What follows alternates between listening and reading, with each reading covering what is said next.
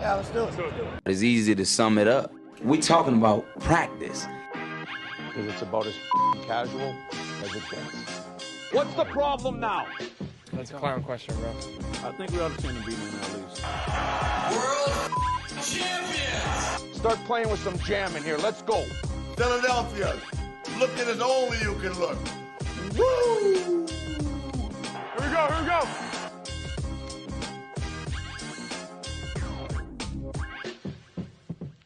I would have guaranteed that AJ would be the one that wants to dump it on Sirianni. Let's see. And Devontae, and neither way. Uh-oh.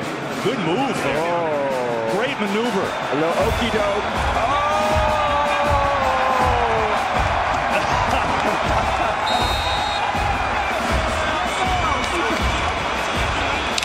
The best shower Nick Sirianni will ever have.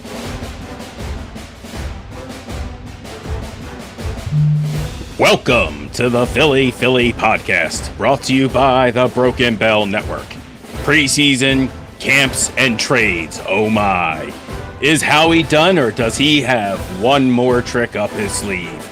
All this and more on this week's special edition of the Philly Podcast.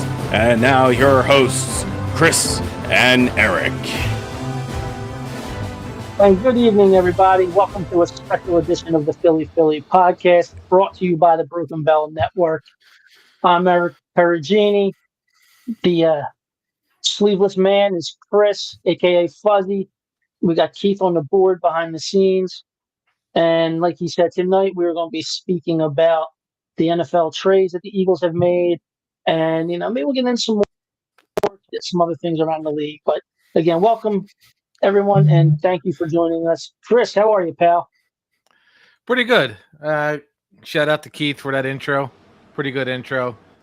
Not bad for just coming up with it, right? You're goddamn right it was. I don't like to give him any credit. But I know it. That intro was so good that Chuck Norris liked it.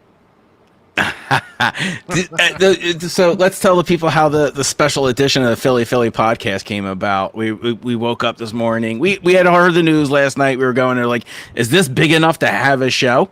And we said, hell yeah. Well, I mean, there's one more game left in the preseason, so we're obviously going to talk about the first two games. Yep. And then shout out to the Phillies for coming back to storming back after giving up 4 runs and then coming back with more runs of their own, currently leading 11-4. If anybody would like Jordan Romano to play quarterback for their team, let me know. I'll call that Uber right now for you. But yeah, we got some moves. I think the Eagles have I think they have one move left. That's just my opinion. I don't know what you guys think, but I was like, let's do a show. We're not doing one Wednesday because I got a fantasy football draft. Well, let's get into the big trade yesterday. John Mechie is being traded for. I didn't even know Harrison Bryant was honestly still on the squad. So Harrison Bryant, and I think they traded a 5th and a 6th round. So They traded each of the teams traded their picks back from the CJ Gardner Johnson trade, which Correct. is just bananas. So it's just a re-swap of those previous trades. They get Harrison Bryant. Eric did bring up the fact that he didn't even think Harrison Bryant was even going to make the 53-man roster. I didn't even know he was even on the practice squad. So, that rumor was that he was taking tickets at the parking lot for the VIPs. And not to say nothing, Harrison Bryant was supposed to be the guy that was going to be the guy in case we didn't re-sign the guy we wanted to sign in Dallas. Which is wild to me, but let's talk about Mechie. Let's talk about him. What do you guys think? A wide receiver, so he's going for the possible, 3 or 4 slot. The best thing about him is he can play like the open or the route, so he's a fly guy. He can do it. Jahan Dotson is vying for the wide receiver 3 role. Do you think this is for the 4 spot, or do you think this is for something more? I'm honestly trying to figure out what how he was doing with this trade. And I'm not saying that, like, other than, I mean, I honestly felt that, okay, we all know that AJ Brown and Devontae Smith are complete locks to be on this team. I was kind of trending the same way with Jahan Dotson. I think he's having a pretty decent preseason. He's having a good camp. Again, this could be a depth maneuver or a depth move. I mean, I guess time will tell. Mechie is on the last year of his rookie contract. And Chris mentioned behind the scenes before we got on the show that, his rookie year, he missed it because he was battling leukemia. He came back. He was a little slow coming back, of course, battling leukemia, and you miss an entire season of football. And then Tank Dell and Nico Collins decided that they were going to just become breakout players. So it kind of hindered his development. This is a complete 100% potential move. I think Mechie's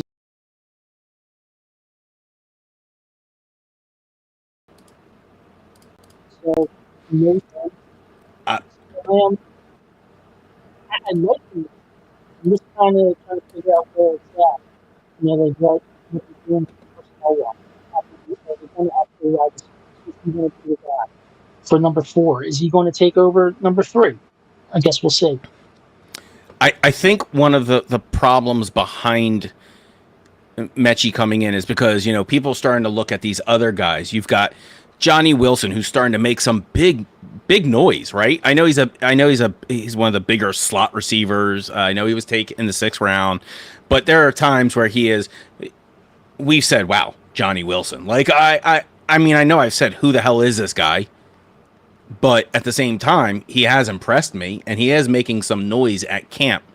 Other guys that are fighting for that roster spot, or maybe even the practice squad at this point, but you've got Darius Cooper. You've got Elijah Cooks. I forgot about Terrence Marshall Jr. At some point. Where do you think, is it because, do you think there's the versatility that he's got the outside and the slot that makes Mechie look a lot more attractive than, say, Cooks, who's a 1? Darius Cooper is a 1. He's only a slot guy. He's nothing more than that. So, is it, you think the fact that he's versatile that looks good to the Eagles, or it's the other guys just look so bad? I'm not quite sure.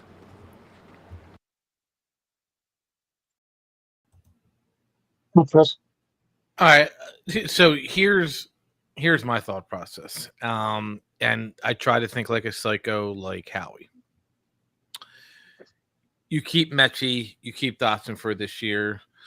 They put up 400 yards, 3 TDs apiece. Somebody's going to give them money next year. Someone's going to bring Dotson as a number 2. Someone's going to bring Mechie in as a number 5. This is with the Eagles not re-signing him. What's that going to do for Howie?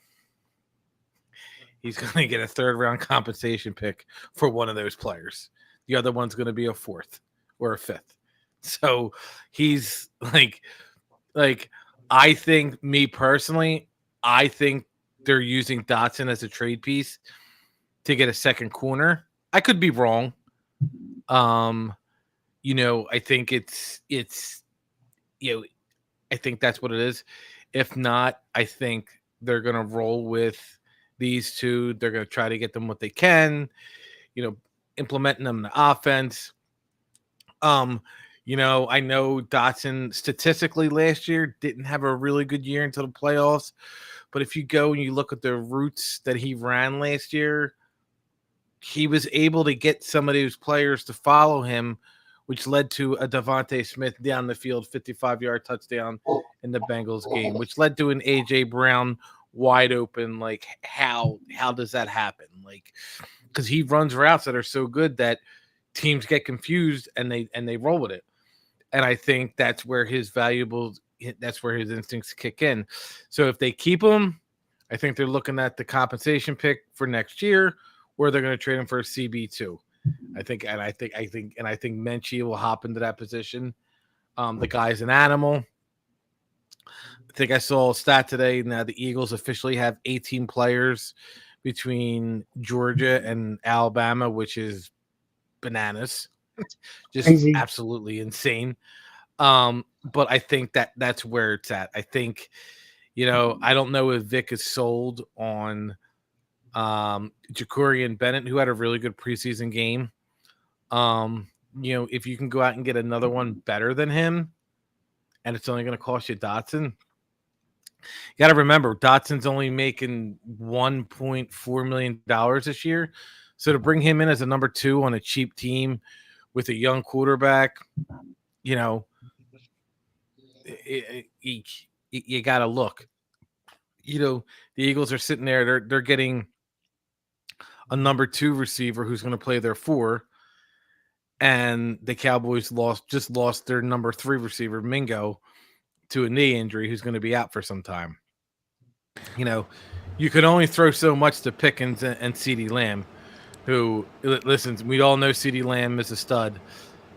We know the potential that George Pickens is, but we also know George Pickens is a head case. And if you don't think he's not a head case, as a Dallas fan, you're just ignorant to the fact. Plain and simple. You're just ignorant to the fact that he's not a head case. I want to roll something back. You had mentioned the CB2 fight that's kind of happening, or at least Howie might be shopping around. Let's kind of talk about that CB issue that's happening, because that might be, while the defense is a standout during the preseason, I think we can admit that. It was obviously very nice to see three sacks in the Browns game. I think we had a highlight from Makuba with a 75-yard return. All of that to say, what are your thoughts on Cooper DeJean being the guy who's looking good at the CB2 spot? He's a slot.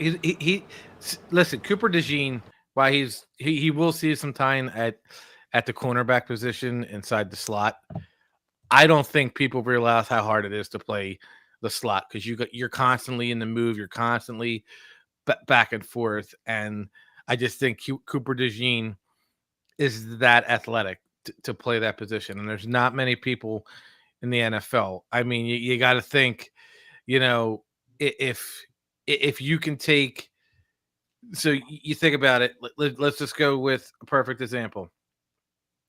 You play the Cowboys. You don't know who their number 3 receiver is. Their number 3 receiver in the slot could end up being Turbin, who's fast as hell. Cooper DeJean can keep up with him. If they move CeeDee Lamb into the spot, we know Cooper DeJean can keep up with him, because we saw Cooper keep up with Jamar Chase last year. And the psycho Dallas fans who think otherwise, it's you guys have great receivers, but you are, a Pickens punch away from losing your mind on the sideline. So I just think Cooper is more suited for the slot position. I'm sure he can play some snaps at CB2. I don't know if I want him playing CB2. I think he excelled last year. Like, our defense, we went from 2-2 to 18-3 with him in the slot. Like, we literally went 16-1 with him in the slot. And people who think otherwise, just go look and how bad the defense, not that the defense was bad, but look at the changes he made. So look at Eric, the changes his impact was. Eric, do you take that? Do you take what Chris says on face value? Because Howie has obviously built a team around versatility, players being able to move over to a like-minded, similar position, obviously in the same scheme, and they all know each other's positions. That's why it works. Are you on the same wavelength? Like, don't mess with Cooper where he's at. He had a amazing rookie season. It doesn't make sense to do this, even though he's all for it and he may be good enough to handle it. Where do you like? Just do you go out for another cornerback that can be just as versatile, or do you give Cooper the go? Well, I mean, I do think Chris is on to something with that. I do think that he's right. Cooper DeJean is also in my opinion, he's versatile enough to play safety and then in situational needs play cornerback. I think he can do that. Like I said, I agree with Chris on that. So if Howie makes another move for a cornerback, again, he doesn't surprise me really with anything that he does now. And Chris is absolutely right. Like with these last couple moves that he's made, especially with Mechie and Dotson, both of them on the final year of contracts. That's how Howie retools the draft room. That's how he retools the draft board.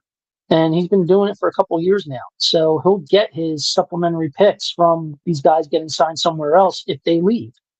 But yeah, I do agree with him about Cooper DeJean. He's just so versatile. I don't think, and I know, and Vic Fangio, he knows that. He sees it. So he's going to use him when he needs him in situations like that. I mean, because like I said, we one more game left in the preseason, and then it's go time. So I think right now we're getting a good idea of what they want to do, and I agree. I think it's all versatility. I mean, look what they do in the offensive line and defensive line. They rotate these guys left and right. They try and keep these guys fresh. So have to see what happens. But no, I do. I agree with Chris. Yeah, and there is obviously, as we're talking about the last preseason game, it will be this Friday. They are playing the New York Jets, so this is going to be in New Jersey, the New Jersey Nets.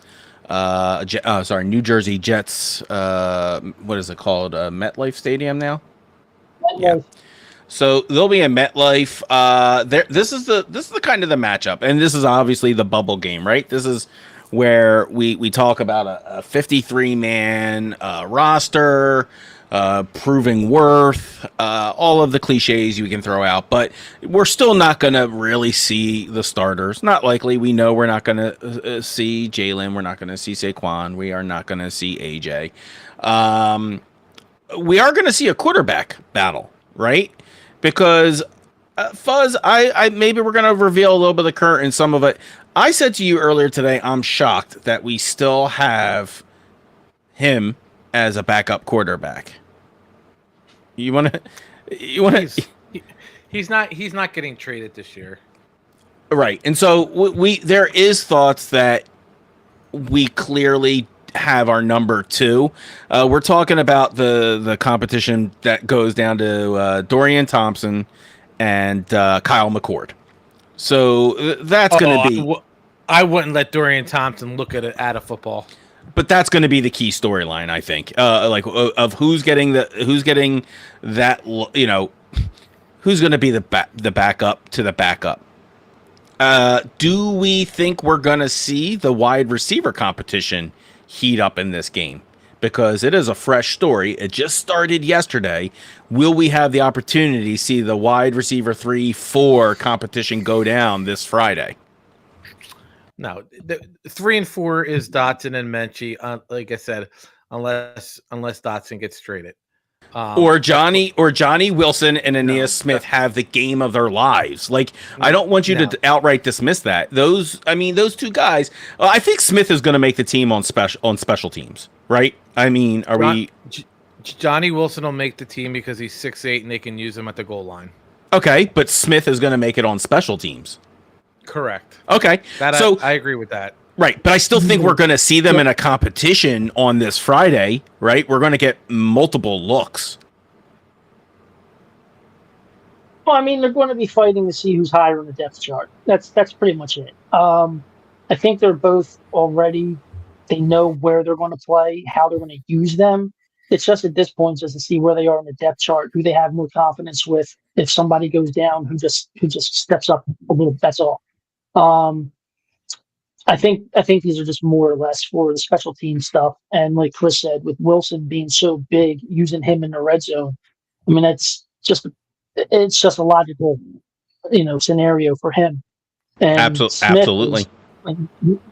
Yeah. So Smith is absolutely he's going to be on special teams, and he's going to be great on special teams. So who are your both of your bubble cornerbacks? And go, Eric, who's the one that stands out for you the first? Because let's say Howie doesn't go for a cornerback. Let's say he doesn't have any magic trades left in him. Who's the bubble guy? If we're all going to agree Cooper needs to stay strong, strong safety, right? Yeah. Trying to remember who the hell they have on there for. All right, let me give you who it's not going to be. It's not going to be Keely Ringo. So you can get that, guys. Let's go with Adoree Jackson, Eli Ricks. He's been a standout in camp and preseason. Jacorian Bennett. We got him with a trade, right? Yeah, we traded Thomas Baker. Yeah. And Mac McWilliams. He was a rookie 5th round pick. And then I think Tariq Castro Fields was another, but he had a hammy, I believe, a hamstring injury. So I think he's probably going to get cut. So out of like those guys, I don't think AJ Woods has a shot in hell. I don't think Brandon Johnson has a shot in hell. But maybe for the practice squad. But who would be your CB2 if Howie doesn't go for anyone and it's not Cooper? Makuba. Andrew Makuba. Okay. I mean, I hear you and I understand. Fuzzy adamantly disagrees with that. So do you want to defend your Makuba? You disagree with it after you send out in our private chat. He just won the starting job. So which one is it? I mean, he won the start. He won stupid shit in our chat and then say no on the show. I mean, No. He won the safety job. He's not cornerback 2. Oh, I'm sorry, safety. I'm sorry. Okay. Yeah, it's okay. It's okay. My bad.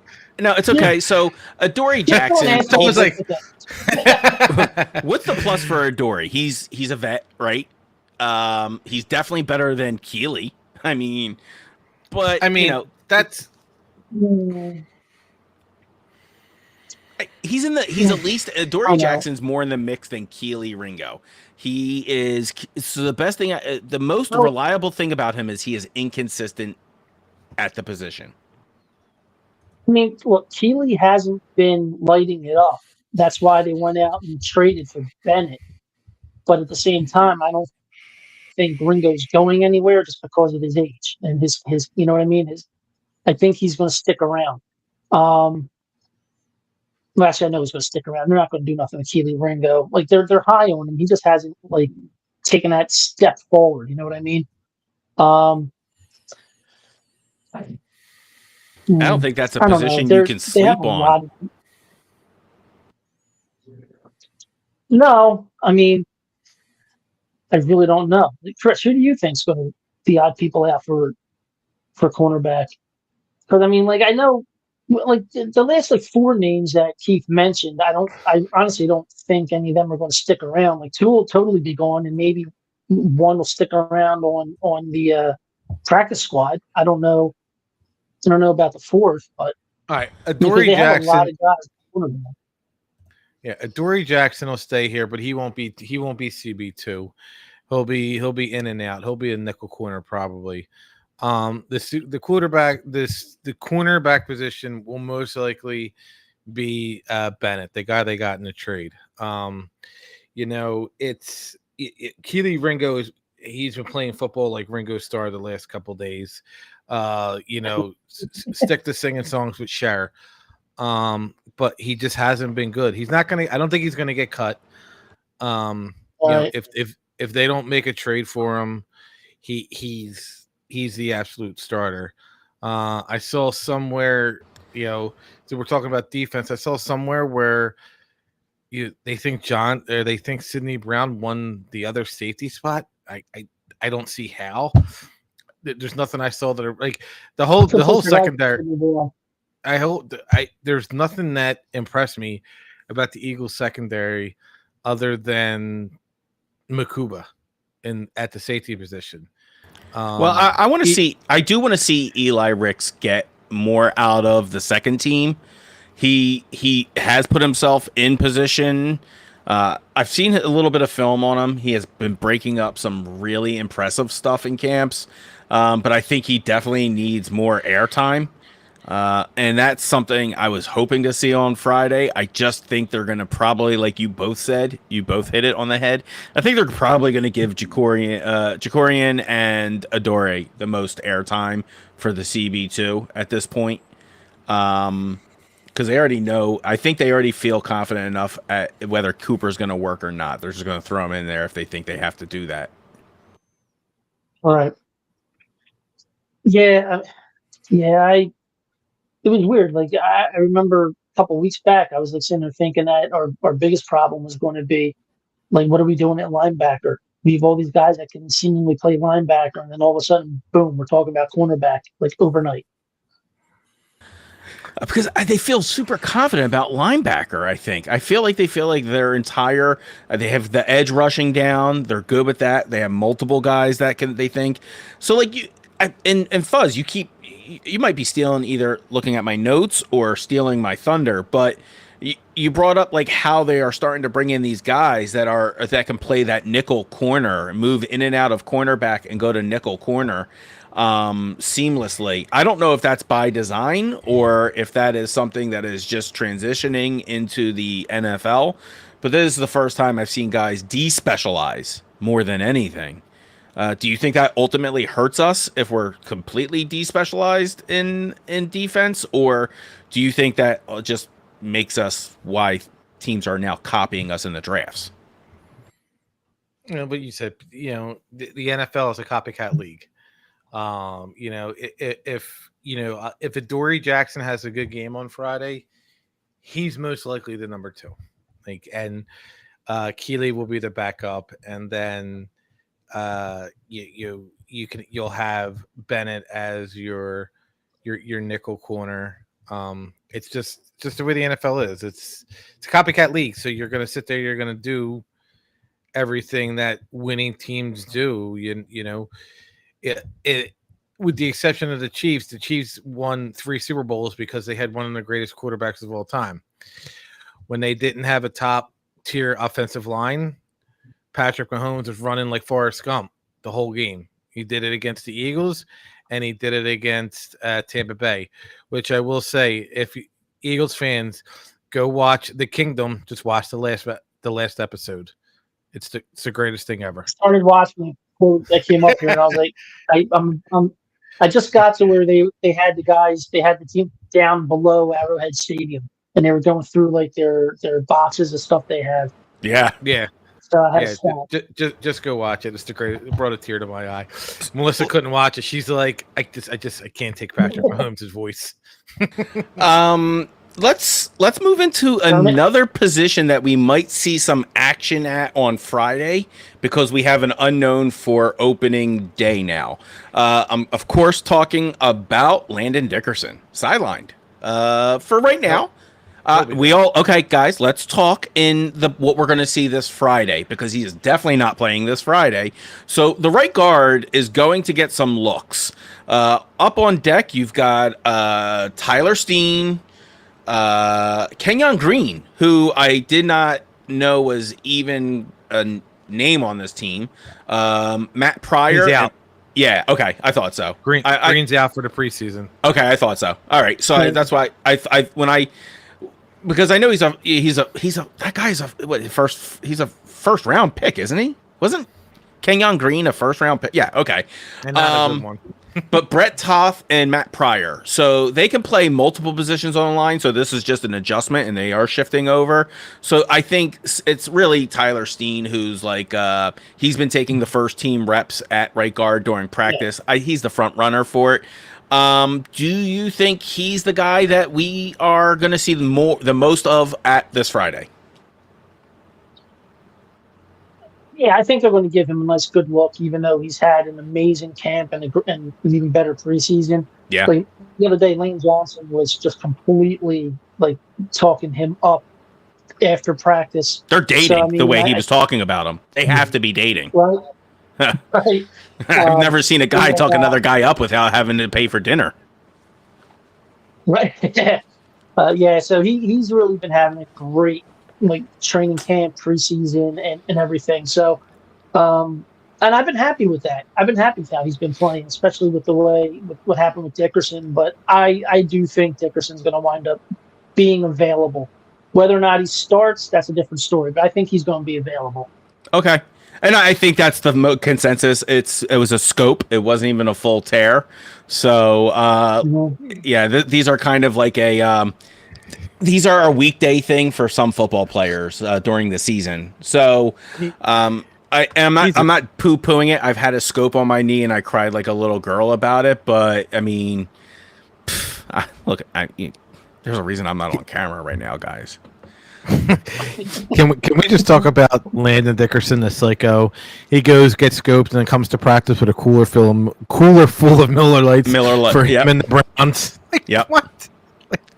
He's first of all, so like he's a head case, but he's like that head case on the sideline, like that everybody wants around. You know what I mean? He's just so stupidly funny, and you don't know what's a bit with him, but he's just doing it because he wants to get he's doing everything for a laugh, and if it's eating Uncrustables on the sideline with, did you guys catch that? I don't think we talked about that, did we? If I ate Uncrustables like that, I would sit here and just eat while Eric was talking. How many? I think I counted 4 or 5 Uncrustables. It was definitely 4. It was okay. 4. All right. All right. So, look, you want to go through this? I'm pulling up the picture. You want to go and tell this story? Well, I mean, you figure Lane Johnson's getting interviewed during the Eagles' first preseason game, and there's Landon Dickerson, the psycho he is, just sitting behind him, just eating fucking Uncrustables. Yeah, it was part of the it was like here, like he was just eating them, and would not take his eyes off the camera. Was just staring at it like look at that. Yeah, my man is just so these guys are just clearly trying to clown each other, and I love everything about it. But this is the kind of stuff you need on your team, right? Football is a short but long season. And you either have harmony in the locker room throughout the week, or you will see what happens to your team very quickly. Let me present to you the 2023 Eagles, right? So I'm not, that's not a knock and that's not a bash or anything like that. But these are the things on the team where things like this goofiness isn't happening on the sidelines. And yeah, you're like, well, this is ridiculous. It's a football game. They should take it more seriously. Guys, it's preseason. I heard people complaining about this on sports talk radio. That's why I don't listen to sports talk. Well, so they're allowing those callers to get on. Like, they're entertaining that. I don't know anyone. Like I said, my man ate 4 Uncrustables in a 2-minute interview. If that's not impressive, I don't know what is. We got Gary checking in. Gary Kaiser, I apologize. I guess he's a Cleveland Browns fan. We make no apologies handing your scrubs to the loss on Sunday. Hey, listen, you got to go out. Your 53 was better than my 53 that day, and it was a preseason game. I don't knock you for being excited for your team. I just think you have an 84-year-old quarterback starting for you. God bless you. Cleveland What's fans there to be excited about in Cleveland? Cleveland fans are the best. They have the They are. I can't knock Cleveland. I really can't knock Cleveland fans. They're to me, they're right up there with Eagles fans because they're thick and through with their team, and their organization is literally ran by someone who plays Madden because and they stick with them, and And whenever they win the Super Bowl, that city may burn to the ground. There's nothing left to happen. I feel like that's the end of the simulation at that point for them. Like we really had a guy come on here and talk shit about handing our scrub backups a loss in preseason. Yes. I think it was tongue in cheek, but hold on. Can we just? I think he's acknowledging that that's all we put out there was scrubs, and if they're going to take that as a win, thank God, because that's a win. I mean, we beat the Eagles. That's all that matters. It doesn't matter, but that's all that matters. Can we just talk about the bad quarterback play by DTR? Okay. Like, I just got rid of him. What? Got rid of him. Did we get rid of him? Did they cut him? Or you're talking about Cleveland? Cleveland. Oh man. Oh Jesus Christ. I just it was like he threw that pick. Nick was like, "Get the hell out of here. You're done." And I wasn't really okay, so I'm not gonna.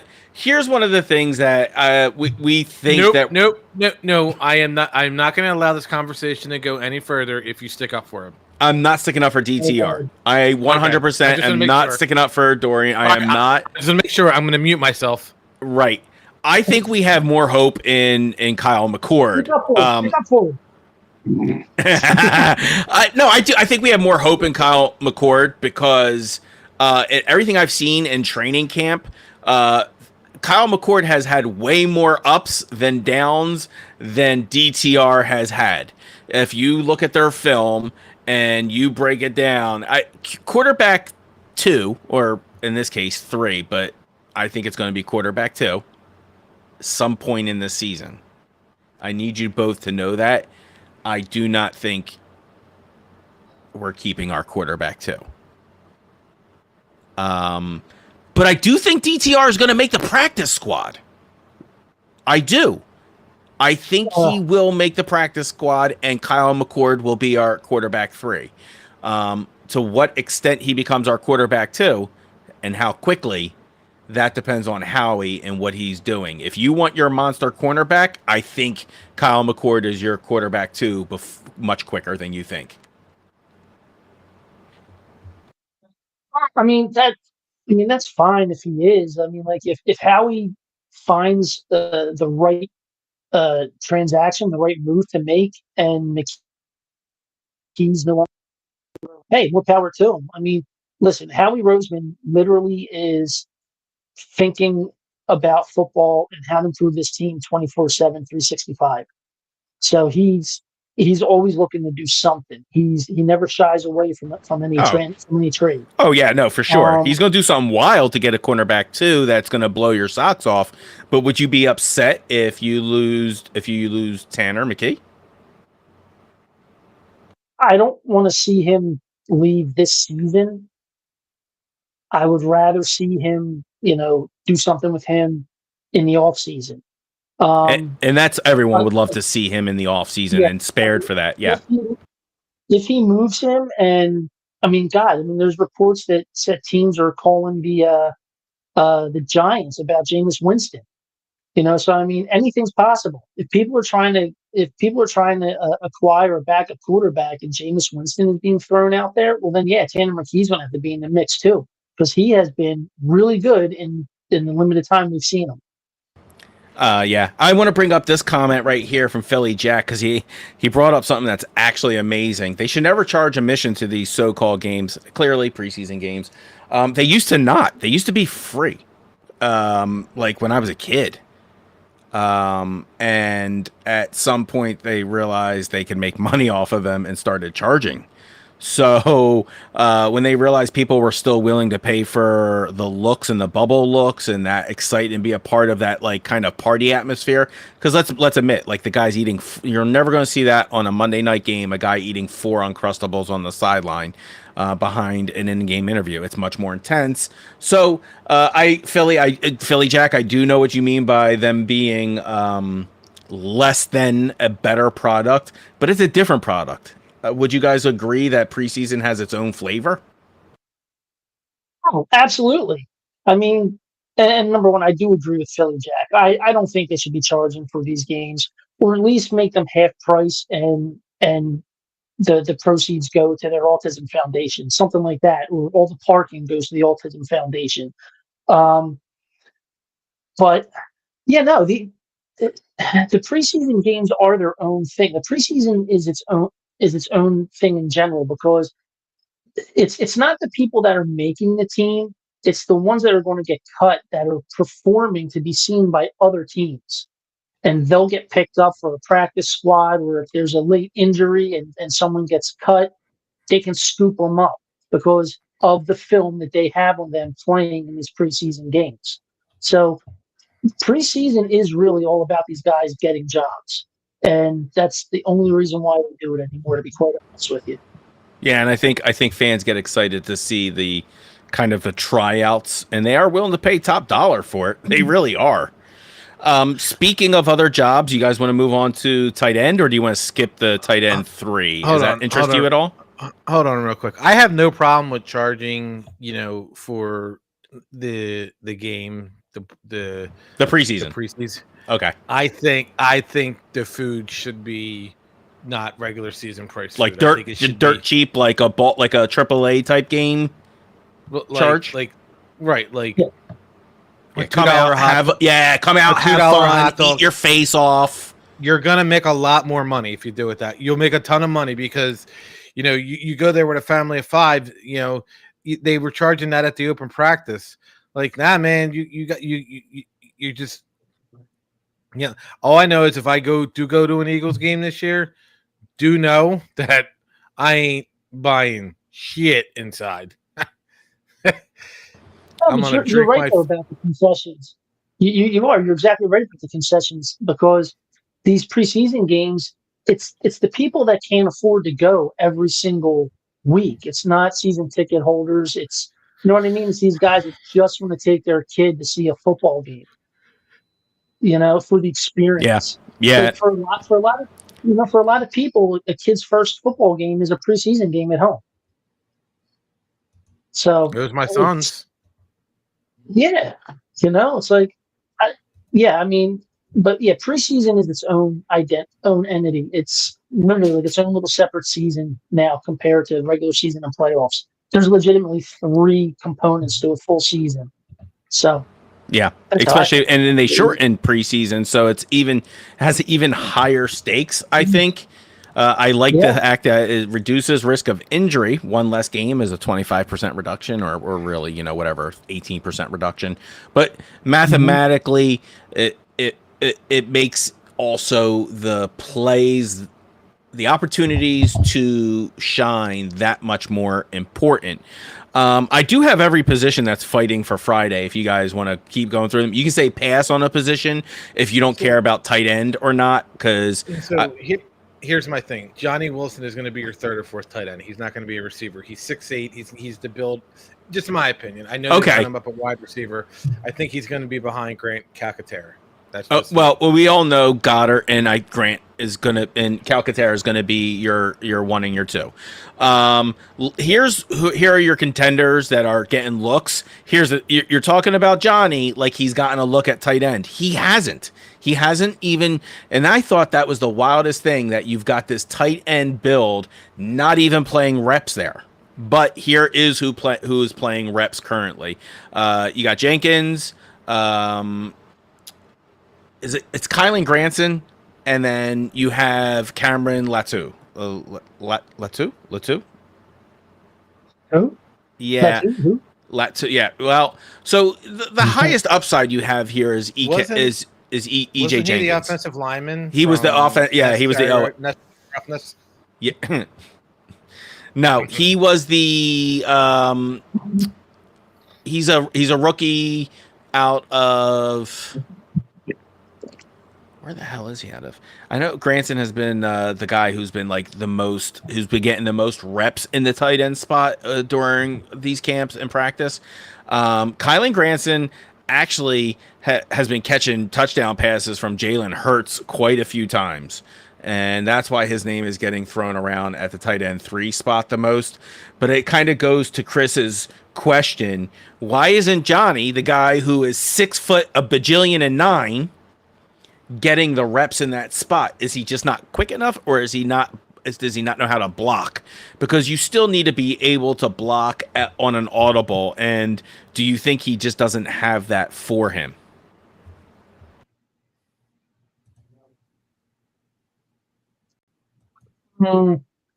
Yeah, I don't know. Part of me wants to say that they just don't like to show their complete hand in the preseason, but then again, I'm not quite sure. What they have in the bag. You know what I mean? I want to say that there is a plan in place for Wilson, and like Chris said, he's going to be like their third tight end, or wherever they put him. But yeah, it's that's a tough one for me because I'm not quite sure. Like, we've seen him, he plays well, he's big, he's tall, he's got the reach. So I mean, it's like, oh, he can catch that ball like a champ. Like he is, and that's Jenkins' problem, Eric. He has been Butterfingers in camp. EJ Jenkins has got the build. He's got the size. He's quick. He can block. Mm-hmm. He just can't catch a ball. Yeah, that doesn't help a player when that's their main job is to catch a ball. That definitely doesn't help. So again, it's this the pass catcher stuff is, if you're going to lean towards that, it's going to Granson. If you're leaning towards your blocking stuff, it's going towards Jenkins. But I think you're going to see a couple of guys in reps. Hey, Chris, I would love to see Johnny take a rep at tight end. I mean, right? Wouldn't he's a brick shithouse, and every time you see him on you forget that he's on the squad, but every time he's in there and he does something, you're like, holy shit, I forgot we have that goddamn monster on the team. Not the tight end isn't, but tight end is actually locked up. Running back, third, fourth string. You guys want to talk about the kind of like the situations? We still have guys like AJ Dillon on the team, Will Shipley, Montrell Johnson. It's AJ Dillon and it's Will Shipley. Shipley. You're gonna go. Yeah. You're gonna go back from, the elusiveness and the strength of Saquon Barkley, and then you're gonna get Will Shipley, who's just gonna get behind the line and run fast. And then, you're a cornerback who's going to have to make a business decision. And do you want to go one-on-one with A.J. Dillon and his quads? Like, you got to sit there. This dude's just going to run me over. What do I do? Right. When you have Saquon Barkley let go, that dude's quads are insane. When you have, for almost 6 years, we've been making jokes about Saquon's quads. And when Saquon goes, God damn, about another dude's quads, you know that's serious business. Shunderick Powell, it probably will make the special teams. I do not think he will make the running back core. He may be looking like a returner or something of the dude can hit. He can definitely power through. I just don't think he has it all. Keelan Robinson. Thoughts? Have you guys heard anything about him in camp at all? No, I haven't heard anything. I haven't heard anything. Yeah. I mean, it's bad, but... No, and again, I think they've all been moved around to some degree into special teams. This is where we get into a very interesting situation, guys, and I don't know how to break it down. You need to help me out, because football has changed. I don't know what a fucking linebacker is anymore. I used to know what the position was. I used to understand it. But now you're talking about the difference between an edge rusher isn't a linebacker, but they are in name, and now they give awards based on edge rushing as a linebacker.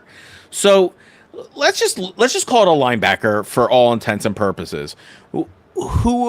Who you guys think are going to be the bubble people this Friday that we are going to get to see the most of? I think you're going to see more Trotter. I hope so. I hope we see him. Well, you know his nickname is? Hatchet. Well, that's his dad. Oh, his dad's the Axeman. He's the Axeman. Axeman, right. And he's the Hatchet, right. Now, do you guys do you guys think he is going to be the difference maker that everyone is talking about? I hear a lot. He's going to do it. He's going to do it. Is he going to do it? I mean, he's still maturing as a player. He's still growing. So, I mean, whatever he does is going to be a positive. I don't really think he's on the bubble. I think he's safe. He shouldn't have to worry. Because you got to remember too, we still have Nakobe Dean who's not playing, and he's just started running like last week. So I think Trot Jr. is going to be safe. So I really don't think he has to really worry too much. Yeah. Shmael Mondin looking good. He is competing for that. I know he's a rookie. I hear it all the time. He's going to be practice squad. He has looked really impressive in camp. He came ready. He became very fit, kind of prepared. He did a lot of training himself. So he is getting. Dallas Gant is a name that we'll probably see something from on Friday. He may be getting into the game to be seen for the practice squad, but I think Trot Jr. has definitely locked it up. Yeah, and what's his name, Mondin? He was I think he was like a 5th round pick out of Georgia. But he looks, dude. Look at him. He came jacked. Well, he's also, they say he moves like a safety, but hits like a linebacker. So, he's all about speed, but he is like ripped. He is like a specimen, and like when you think of linebacker, sometimes you think linebackers come in all different shapes and sizes, right? But when you guys think of the old school linebacker, you know what I'm talking about. This dude came like he's ready to be like he's trying to compete with Terrell, for some sort of magazine cover, I think at some point. Yeah, like I said, he's gonna make some noise. I hope so. Again, he'll probably be a special teamers, and you have Zach Baldwin who can work with him, but he also went to school with Nakobe Dean, so he's got that connection there. So it's I'm not worried about linebacker. I'm really not worried about the Eagles defense. I just said this to my wife the other day. I wouldn't be shocked to see the Eagles back in the NFC Championship game. I think they're the best. I still think they're the best roster in the NFL. I still think they're the best front office in the NFL. But on any given Sunday, anything can happen. I don't think it's a crazy statement. Eric, we know we're an Eagles podcast, but I think we also stay very real. Is that a crazy statement to see this team easily making it to the NFC, or do you think it is we're going to make it, we're going to have a struggle, but we will ultimately persevere? Yeah, no, I agree. I think they're going to make it at least back to the NFC Championship. This team they're just too good. They're really stacked all the way around, from offense to I mean, I'm not as worried about their defense as a lot of people are. I think Vic Fangio has a good feel for this defense, for the guys that he has on the team that are considered veterans now on his defense, and the mix of the young guys with those veterans. We are definitely seeing a transition, though, with C.J. Gardner-Johnson gone and Darius Slay gone. There's no more Brandon Graham this year. So we have seen the changing of the guard, because now if you think about it, every one of what I believe it's like the first 4 or 5 drafts that Howie Roseman was a part of, that he made the picks, the only one that's left is Lane Johnson. So I mean, we're starting to see the change of guard from the original crew that Howie built around to what he's building with now, how he's continuing on with that. So Yeah, I think the Eagles are the best team in. I'm going to say I think they're the best team in the NFC. I know a lot of people are going to sit there and say that a lot of people are very high on Detroit. There's people that are saying don't sleep on Washington. You know what? Washington, they Terry, what's his name? Was Debo Samuel or Terry McLaurin, whoever it was. He didn't show for the game tonight. He's not at the stadium. So I mean, it's like they got a lot of stuff going on in that locker room. That's a distraction when your star players doesn't show up over a contract dispute. So Detroit, their defense got decimated by injuries last year, and they're all coming back. But I still don't. I still say the Eagles are the best team in the NFC. Period. Yeah, I mean, even if they're good, they have to fight the momentum that is the Eagles and what they've become in their year of absence of having a team to put together. I'm not sold that any team in the NFC has our number. Listen, we know the ones who voted against the tush push are afraid.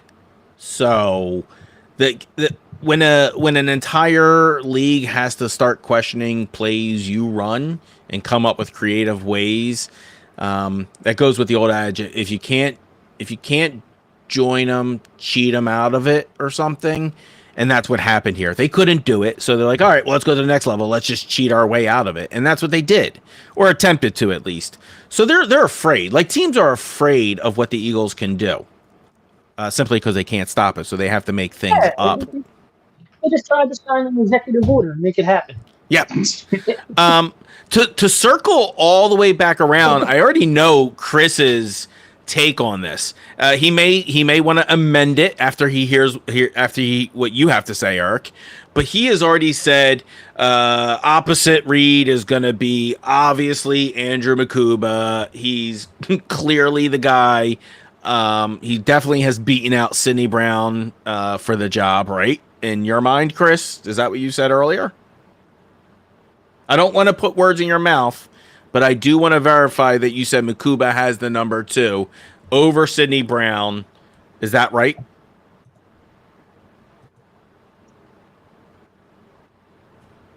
All right, I'll take his silence as a confirmation. I don't know what's going on. I don't know what's going on. It doesn't matter. Does anyone you froze? No, you froze, and I didn't hear anything, and I'm going to assume Eric didn't hear anything. Oh, Eric, did you hear the whole line of questioning that was presented to Chris? Yeah, I heard the whole thing. Okay, all right. I just pay your internet bill, dude. It's simple. It's simple. You don't have to pay by EBT card. Okay, it's fine. Chris was literally involved in the conversation. He got up, left the screen, and came back. He was just sitting there. I'm like, did he freeze? Yeah, it's fine. Listen, we're guys. We are a local cable access television program. It's fine. Wayne's World. What was the question, Keith? So, all I said was I wanted to make sure that I had captured what you had said earlier before I let Eric comment on it, because we're going to round it out with the safety at the final position of what we're going to get looks at this Friday against the Jets. And I heard you say earlier, just now I'm repeating myself, and I apologize to the listeners on Spotify and all the other podcast stuff that are going to hear this. We don't edit our stuff. You're just going to hear this raw footage again. So if you hear it again, I'm sorry. But I heard you say opposite read was going to be, without a doubt, the number 2 Andrew Makuba, right? Okay. Correct. Okay, that's all I said. I wasn't even trying to do a got you. And I did also imply that he even outplayed Sidney Brown for the number 2 spot, right? In one game, yes. Okay. All right, but you said he's the number 2. Eric, do you agree Sidney Brown is out of a job? He's definitely not starting. No. I think Makuba took it. I think because number one, Makuba been on the field. Well, he came back. He played, had an amazing game. And I think the kid's got a maturity level about him. I know, like last season, we saw Sidney Brown. He was kind of like I mean, he brought an edge, but he kind of doesn't have it under control yet. You know what I mean? It was like, who were they playing when he basically got into the scuffle and pushed them all the way up the ramp? Dallas. Yeah. Yeah. So I mean, he's got an edge to him. Which which time? I actually love. Which time? Wasn't there almost 2 breakout fights in that game? I believe there was. There was. But yeah, I mean, but I think Makuba is going to get it simply for the fact that it looks like he just plays the game smart, and that goes a long way with me. And I know that goes a long way with old school coordinators like Fangio. So I think what he did in his first preseason game, his first game action as an Eagle, I think that really stood out to the coaching staff. So other guys that are going to probably be getting looks this Friday, you got Tristan McCollum. He's coming off. He's a special teams kind of guy. He will probably get a look at the safety. He can hit. You'll see Tristan McCollum in there, and probably something from Andre Sam. So he has been making plays in camp. He has been placed in safety. He has been hitting his marks. So I think he will get game time against the Jets. So expect to see a lot of guys coming in at safety. I know we saw the good stuff. Makuba is going to get another look just to make sure that wasn't a fluke. And then they're gonna run out reps on other guys. I think this third game is going to say a lot for us, and I think it's going to be clearly the most interesting one to watch, even without any starters. Yeah, definitely. Like I agree with you about Makuba because he was hurt, didn't play in the first game, so he's going to need the reps. So I think we'll see a healthy dose of him.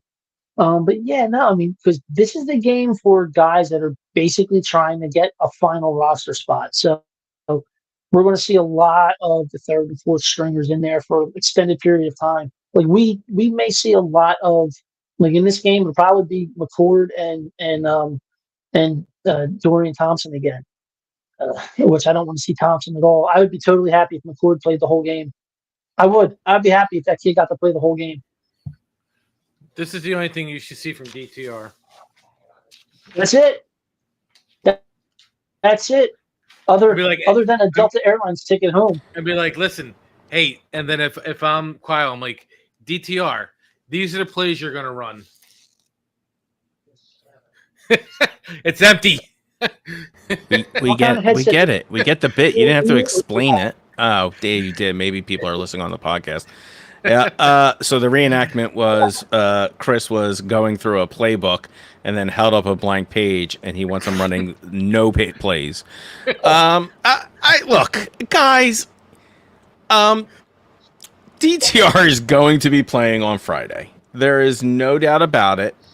You might see Tanner out there, probably in a little bit of what I call a showcase, if you will. I think he will be out there probably for maybe the first 2 possessions and then call it a day. And I do think he is being showcased. We cannot be denying that. I don't think there's going to be much opportunity if we have a very healthy Jalen all season. That's going to be great. But there's no other way to really showcase him off unless we're blowing teams out.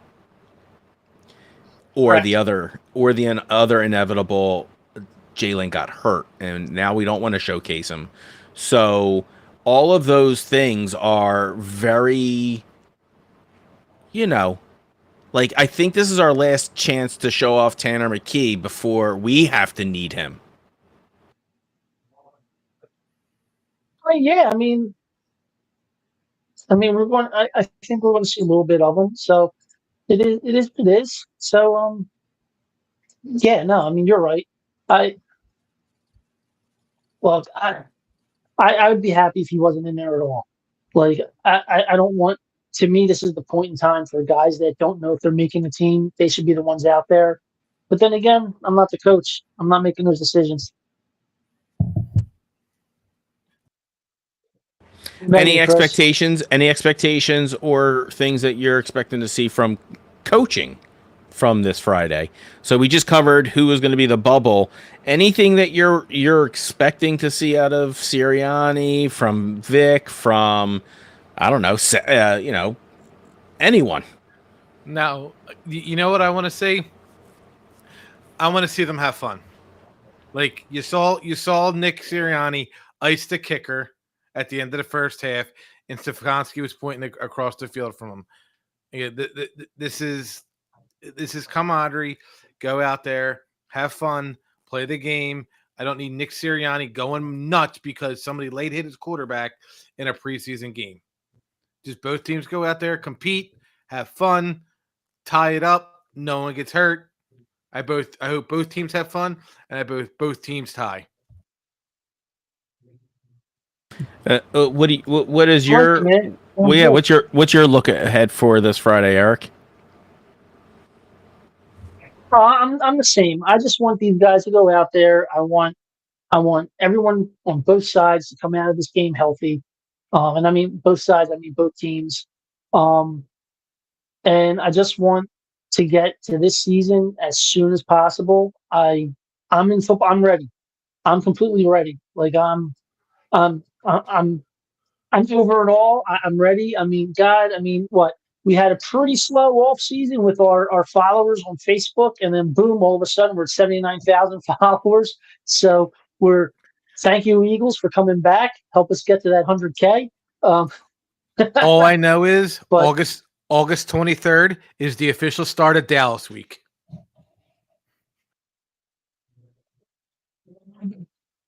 Yes. And we are hoping to get Terrence. I love it. We are hoping to get Terrence and his family down and do some tailgating for the Dallas game. We're still working on that. So I want to make sure that, and we'll do a live show if that goes down. We will do a pre-show. Maybe we'll do a halftime show and then a post if we can even hang that long. What time's that game again? No. First off, let's relax. What time's that game? We're all old. It's an 8:20 game. Yeah, forget that. If T Parsons is down there, we will be down there. I'm already off. I don't know if Eric's off. I know you're a teacher. I can wait for you guys. I'll have a fever. I'll take public transportation down, and I'll meet you down there. But you got the microphones. We can find a hot spot somewhere. Then we can go around the parking lot. We can interview people if we want. But you said a hot spot. Like phones don't have built-in internet. Like, what is wrong with you, dude? Like, do you not understand anything about technology? Like, I'm going to be walking around with a laptop. We could just go live from a phone. Like, do you not know how the internet really works? He's like, hotspot. He reminds me of what's his face in Zoolander when the files are in the computer and he starts slamming the side of the computer. My God. Eric, I know in a real world it's preseason, so I feel like you guys are both copping out on me here. I'm going to call you both out. I think you wanted to. Don't you want to see a hard-earned fought battle for positions and things like that? Fucking no. I could give two shits. The positions are set with the exception of quarterback 2. I mean, you say that safety isn't the second safety isn't a lock. And listen, I'm going to be the one guys who is going to you're going to maybe drop your phone and just not want to talk to me anymore. But I'm not entirely sold on Reed Blankenship either.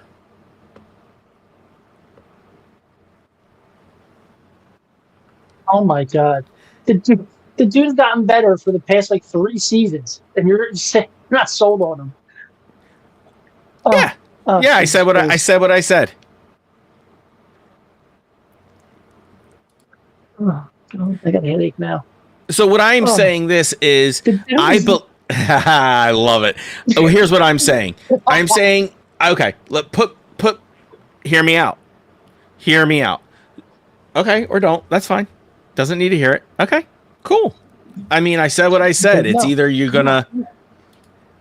He did.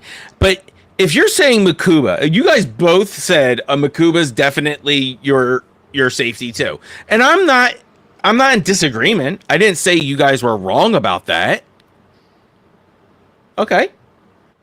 No, I said that they're going to swap out between him and Coop. I do think that he's going to. I think that he's going to be playing a lot. See, I don't understand the Coop playing safety thing. That is weird to me. I don't get it. I don't get it either, but that's what they're doing. I'm in agreement. They've been playing it. Again, I'm not an NFL coach. I'm sitting in my basement doing a live podcast with my producer telling me that Reed Blankenship, he's not sold on him, who's gotten better every year. So what do we know? Well, I'm not disagreeing that he hasn't gotten better every year. Like, I do agree that Reed Blankenship has gotten better every year. One of the things I'm actually most proud of is him cleaning up a lot of his overplaying, right? He would overplay plays, and he has tightened that up. And I think that is truly amazing, and that's really good. So he has gotten to become from a less sloppy kind of with his body to, you know what he reminded me of? He reminded me of a very big, if Tyrese Maxey was huge and he was allowed to run on a football field at times, and he would, you know what I'm saying? So it's just that kind of energy and excitement. I'm not sold on him because if you're telling me Makuba is amazing and Sidney Brown can roll back, what are we talking about here? Do we really have a three-way tie for safety here? It's not outrageous to think Sidney Brown healthy is, I know, major injury. I know what we're talking about. I understand career ending for some people. But what if it's not? What are you talking about right now? Oh. How much did that cost you? How much did that cost you, Fuzz? Like, how you got that for free? Yeah, that tracks. That does. That's the only price you would ever pay for that. Right. Okay. That's exactly right. And just because I feel like there is this weird alignment adjustment that's happening with the Eagles and the idea for people to play multiple positions, I see Reed in actually a very different capacity on this team than just because of his absolute speed at times. So I think that he is actually underutilized. I know he's they like to play him at the most loosest term of free safety as you can, right? Would you call it the loosest free safety in NFL? Because I get blurred now between your strong safety, right, and now your free safety. Because some of them, because now they run into this pattern where, well, either one of them can be in there as a spy. Yes.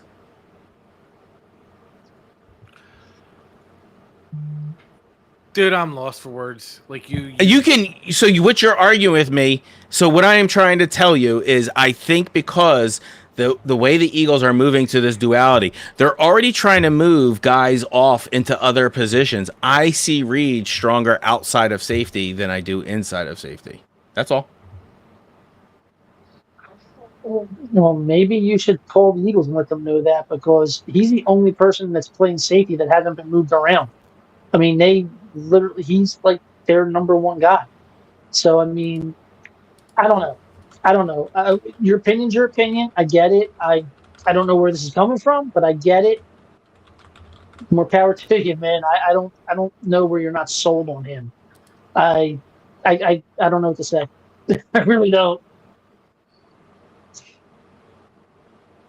Okay. It was It's okay for everyone else to be moved around. You're telling me Reed Blankenship isn't built like a freaking tight end to you? 6'2", No. 200 pounds. You don't have to explain.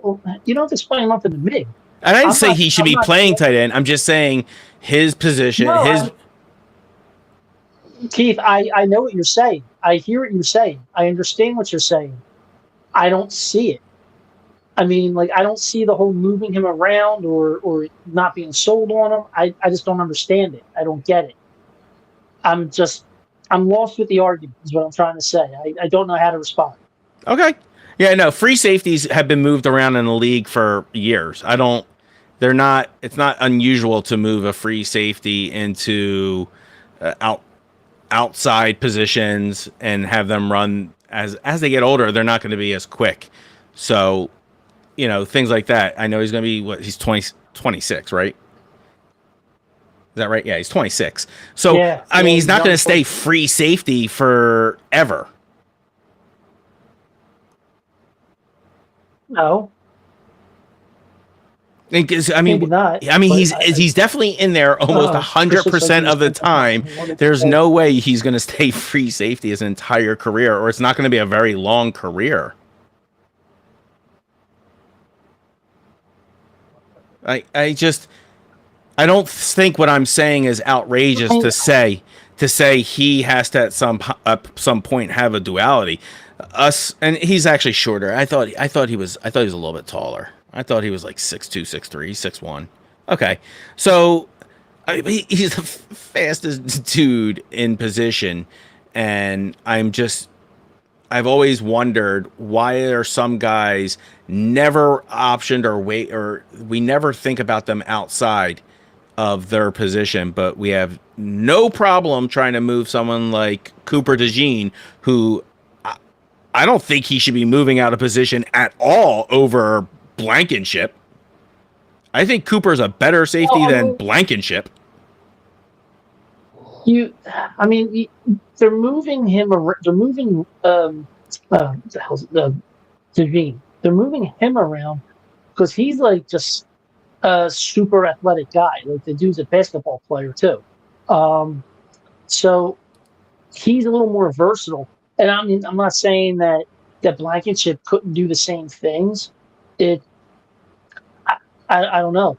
I don't know. They obviously don't see him in that kind of a position where he could be multiple, do multiple things on the beats. I agree with you, though. I mean, he seems like he's got the athletic build. He seems like that he can do all of that. But at the same time, I'm at the point where I'm like, well, if it's not broke, don't try and fix it, Right, and I say the same thing when I think of Cooper, right? That's the same exact argument I would give you for Cooper. No, right, and I hear you. And the only argument that I could say that they would have for you would be that he's a multi-sport player and he's probably more athletic. They probably think that he's more athletic and more versatile than Blankenship. That's obviously why they're moving him around a little bit more. I think they just like I think it just comes down to they like what Blankenship does at his position. I really do. I think that's what it comes down to. And guys, I'm trying to draw more out of you that Blankenship didn't come from a school that promoted versatility. You know, looking free agent. Yeah. I don't even know where I don't even know where Blankenship came from. I just know it wasn't from a school that I think he has always played safety is my point. And I want to show you how many players. Where did he come out of? I don't know. I'm trying to look it up. Middle Tennessee State. Okay. I don't think the Middle Tennessee State has quite the same program that the Georgia Bulldogs does. You know what I'm saying? Oh, yeah, no, I hear you. Yeah. So I'm kind of drawing out like the best of the best are being moved. I just don't know if he's the best safety on our team is what I'm saying. I mean, maybe he's not. I mean, maybe he's not. I don't know, but right. they're not moving him for whatever reason. Right. You know? Right, but I'm just saying, it's like, what did they say? Do you think? I think someone once asked Paul McCartney or John Lennon, "Hey, do you think Ringo's a good drummer?" And they said, "I don't even think he's the best. He's even the best drummer in this band." You know, kind of one of those situations where I just, when I tell you I'm not sold on Reed, I'm telling you is I don't think he is the best safety on the team. And there's nothing we can really do about it. That's all I meant by it. I don't mean cut him, get rid of him. He doesn't have a position. I didn't mean that. I just said I'm not sold on him as being the number one either. But unfortunately, he is. Okay. Yeah, didn't need you guys to go in shock over it. It was kind of like one of those, there is a reason for it, but it doesn't make me wrong. Like I said, man, it's your opinion. I don't know where to go with it. I just don't. Well, I mean, I don't think there is anywhere to go with it. All I said was I don't. Well, his stats and his career kind of prove you wrong. But again, it's your opinion. I'm not going to argue with you over your opinion. I respect it. Well, I mean, if you take a look at Reed versus Coop last year. Well, no, Coop had a better year than Reed last year. So, Coop is the better safety on the team. I know he is getting different looks. I understand that because, as Gertrude pointed out, this is true. I mean, and you pointed it out. He's just a freak. He's a freak, right? He lettered in. He lettered in chess, Gertrude. You left out chess. I know. I know how awesome he is. I heard he's an amazing human being. He must be a robot. I get it. I know that's why. He probably is the best everything on this team at some point. I get it. I'm just saying I'm not sold on Reed because I know Coop is better than him. Well, we're going to end this on Cooper DeJean is not better at safety than Reed Blankenship. That's all I'm going to say about that. You can say it. I said it out loud and I mean it. Okay.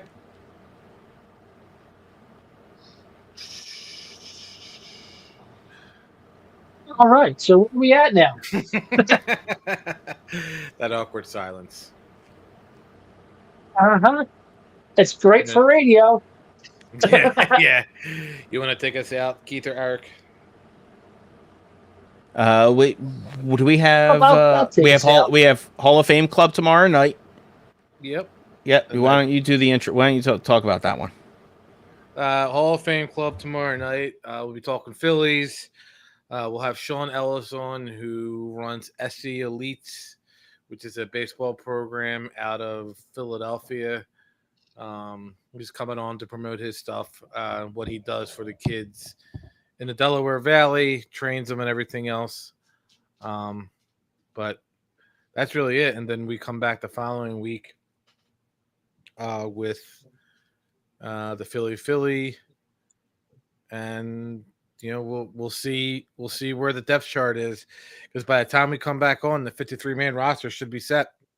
Yes, next week is going to be a kind of just a final breakdown before we kick off Dallas week. Yep.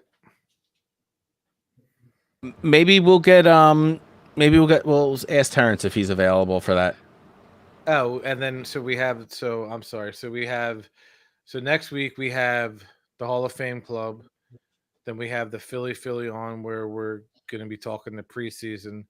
And then on Northeast Philly podcast, we have Holden Barter on, who's going to come in, talk Phillies, talk Eagles, and talk his shoes. Perfect. Eric, you're on that show with us? Remember, it's a Thursday. Yeah. Which one is that?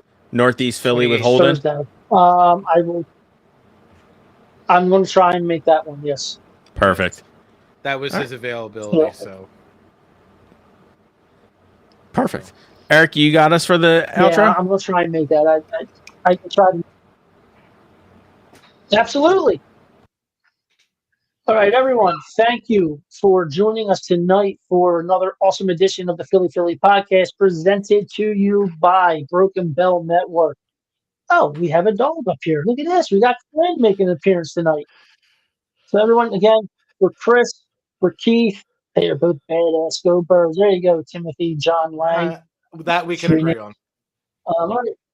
Yes. All right. Everyone, again, thank you for checking in tonight. And Gertrude, thank you. You were awesome tonight, checking in and being very, very interactive with us on our chat tonight.